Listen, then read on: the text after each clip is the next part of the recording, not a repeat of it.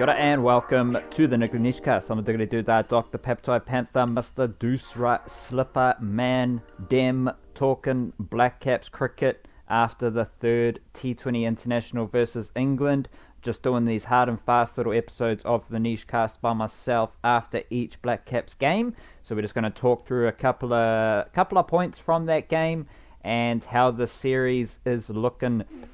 Obviously, from Aotearoa Blackcaps perspective, the Kiwis won by 14 runs and they batted first.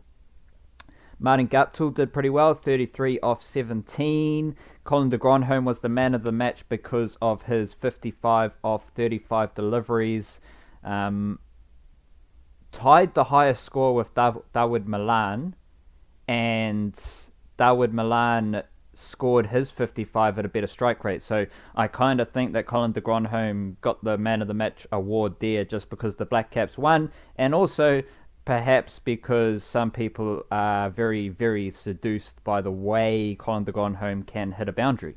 Understandable when you see that lofted drive. Ross Taylor, 27 off 24. Jimmy Neesham looking good down the order with another little contribution, 20 off 15, and then Mitchell Santner, 15 off 9. So de Grandhomme had a strike rate of 157, Martin Guptill had a strike rate of 194, Jimmy Neesham 133, Mitchell Santner 166. So in terms of how this Blackcaps batting lineup works, it's all about Ross Taylor as the focal point and then hitters around Ross Taylor. I'll dive into that more deeply in a second. We'll just roll through the bowling effort for the Blackcaps. As I said, Dawid Malan was the top scorer for England, 55. James Vince came in with another nice score, 49. But there wasn't much else support from England, and that's what stymied their flow of runs. Key bowlers for the Blackcaps, Lockie Ferguson and Blair Tickner, both took 2 wickets at 6.25 RPO from their 4 overs. They both had 11 dot balls, which was a game high for dot balls. So good for the pace lads. And then Ish Sodhi and Mitchell Santner kind of got tonked around a bit. They both went for over 10 runs per over, but they took key wickets. Ish Sodhi took the wicket of Malan with a full bunger outside off stump, which Malan hoiked over to the leg side. And then Mitchell Santner dismissed Owen Morgan.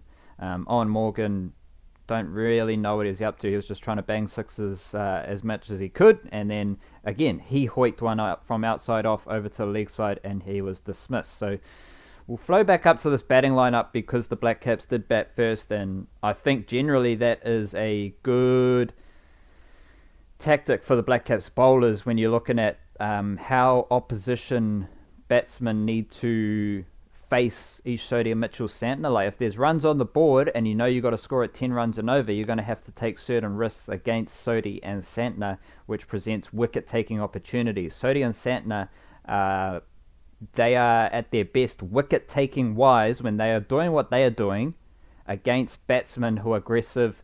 And I believe that's why they have a lot of T20 success, is because of how aggressive the batsmen are in facing them.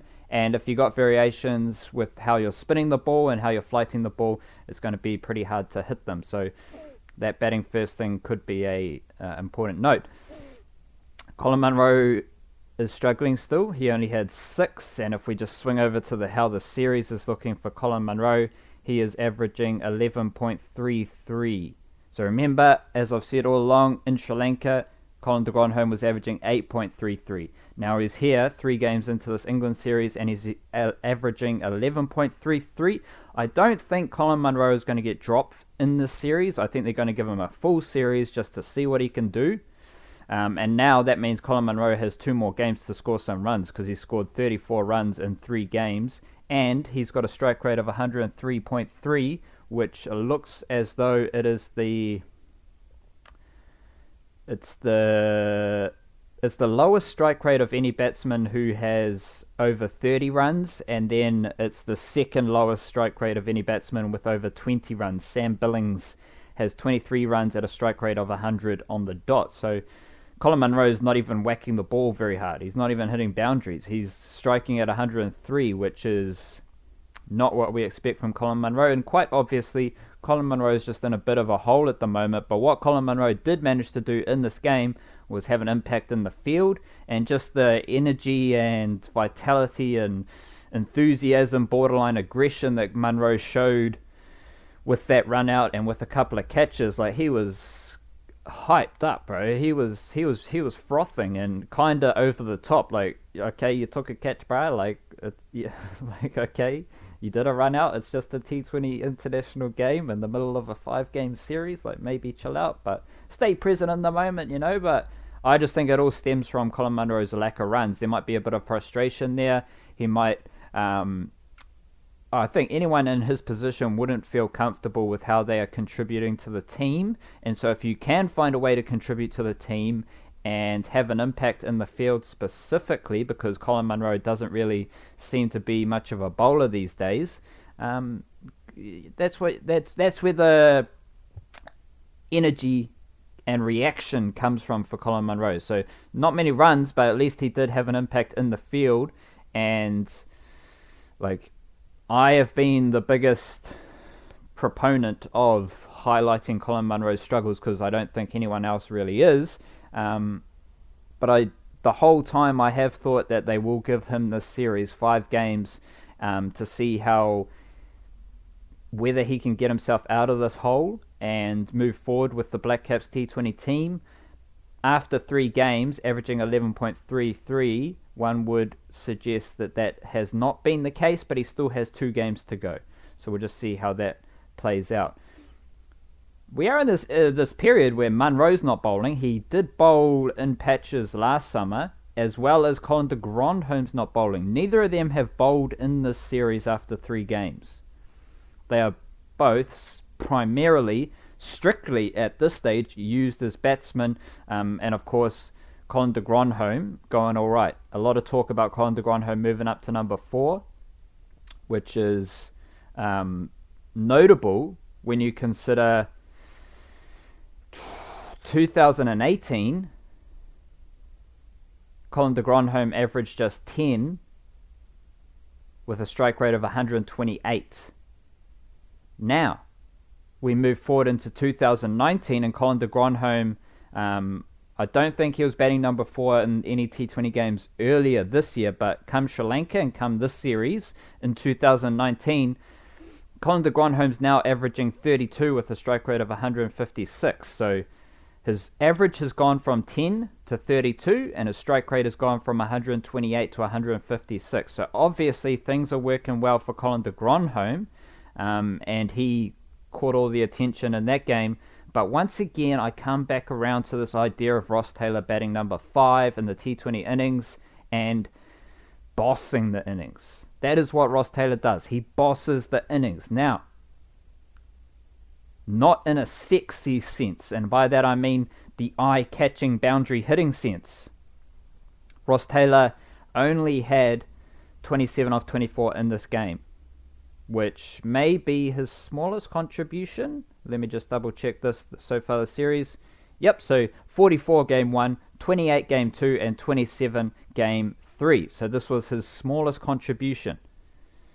But what Ross Taylor does, and I've figured it out after the first 3 games. Game 1, Ross Taylor came in after 1 delivery in the 10th over. So 10.1 overs, and then he was dismissed in 19.3 overs. So that is roughly 9 to 10 overs in game 1 that Ross Taylor was batting. Game 2, 9.1 overs to 17.4 overs. Once again, not quite 9 or 10 overs, but roughly 8, 9, 10 overs in the middle of the game. Game 3, 7.5 overs to 17.4 overs. That's 10 overs. So Ross Taylor has hovered around the 9 over mark in all 3 games in terms of time spent batting. In game 3, he batted 10 overs, which is half a bloody T20 international game. That's half the game, and Ross Taylor is at the crease for 10 overs. But he only faced 24 balls, so I'm not talking about balls faced. I'm just saying the time that Ross Taylor was batting with someone else. Because Colin de Grandhomme faced 35 deliveries, but Colin de Grandhomme, let me just double check this. Colin de Grandhomme, he batted 10 overs as well, but he faced 35 deliveries. So he's obviously facing more balls, getting more action than Ross Taylor, but there is a trend here. Ross Taylor batting 9 to 10 overs in the middle stages of the innings and just controlling the innings. He's not necessarily controlling it through run scoring, but he's controlling the innings in terms of ticking the scoreboard over, getting the ones, twos, boundaries, and laying the platform. As I've said after every game in this series, I've said it 3 to 4 times now, this is Ross Taylor's role. In the middle order, he controls the innings. And it's a mark of the skill and ability of Ross Taylor, because when he first comes to the crease around the 7-8 over mark in this series, he is rebuilding the innings. He's got to, knuckle down and ensure that things are settled. Then, in the back end of his innings, he is trying to accelerate the innings and support and lay the platform for other people to go bang. So during the time that Ross Taylor is batting, he is playing these different little roles. Early on, he's settling the innings down. Then he's building some momentum into the final onslaught. Because what happens at the start with these Blackcaps innings, as I've said a few times, they whack the ball. Top 4 batsmen whack the ball. Then Ross Taylor has to come in, reassess, and lay the next platform for the onslaught later on in the innings. Every single game, Ross Taylor has faced roughly 9 overs in the middle stages of the game, which is highly important in my mind. I believe that's the most important stage of a T20 innings, because you can keep losing wickets during those middle stages, and then you fuck up your position to whack the ball later on in the innings. But if you take some time in the middle of a T20 innings to set up the onslaught later on and still strike at a decent clip, like Ross Taylor still has a strike rate of 119, so he still scores well over a run of ball during those middle stages. And he's got the skill to wiggle through the different little nuanced situations of the middle stages of a T20 game. Also, Ross Taylor has faced 83 deliveries. Next best in the series is James Vince, who's faced 81 deliveries. But next best for the Kiwis is Colin de Grandhomme with 61. So just a basic premise here of we want our best batsman facing the most deliveries, straight up and down. So Ross Taylor has faced the most deliveries of any batsman, and he's faced 20 more deliveries than the next best Blackcap. So we have our best batsman facing the most deliveries, and that's all you want. And Ross Taylor is good enough to execute as well. Like, he has scored consistently in this series, and that's a beautiful thing. It's a beautiful thing for Ross Taylor. It's a key factor in why the Blackcaps are performing well, especially with the bat, is how the different pieces around Ross Taylor fit into Ross Taylor's skill set, and then Ross Taylor executing his role nicely. In terms of, just because we got our first sighting of Blair Tickner in this game as well, in this series, he has played a T20 international before, and to me, this felt like a classic case of who is Blair Tickner? Oh shit, this is Blair Tickner. From an English batsman perspective, like, I think Blair Tickner surprised them a wee bit, and I'll be very interested in how effective Blair Tickner is moving forward if he does get a few more games in the series, because it just seemed like, and he is a somewhat unique bowler. He does have a heavy ball. He's a tall dude with not much of a flowing run up. He kind of just it's all in the delivery action, I reckon, and he's got some variations. He does bowl that back of a length heavy ball, got up to around 140 Ks. So there is somewhat of a unique package there with Blair Tickner, especially in conjunction with the other bowlers of the Blackcaps. Like Tim Southee is Tim Southee. Lockie Ferguson is fast, but he's smaller in stature, whippy, skiddy, perhaps a bit better control. Ishodi's a leggy, Mitchell Santner's a lefty, and Jimmy Neesham's just a seam up all-rounder. So no lefties in the seam attack, but they all offer something different to the other seamers, and Blair Tickner fits that mould. but now I'm interested in what Blair Tickner does with greater attention switched onto him.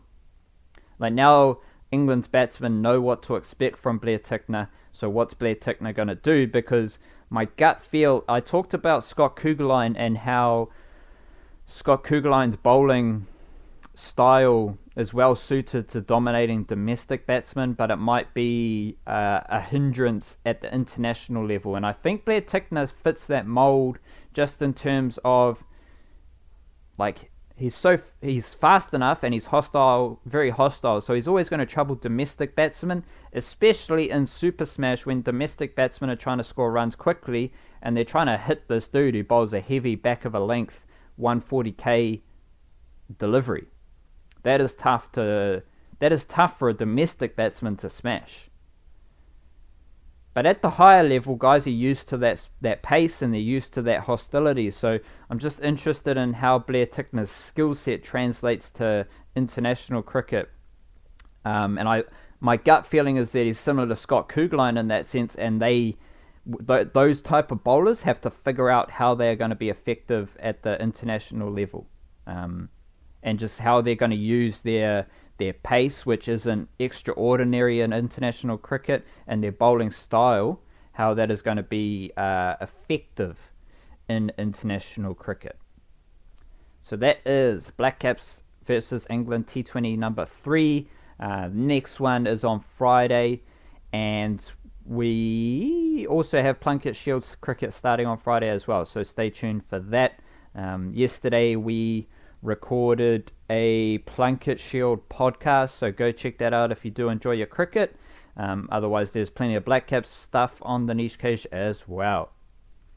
Stay beautiful, kia kaha, be nice to each other, and raise your mana from within yourself. And there's plenty of ways to support the Niche Cage. Patreon is the best way, so jump on Patreon if you do like what we are doing.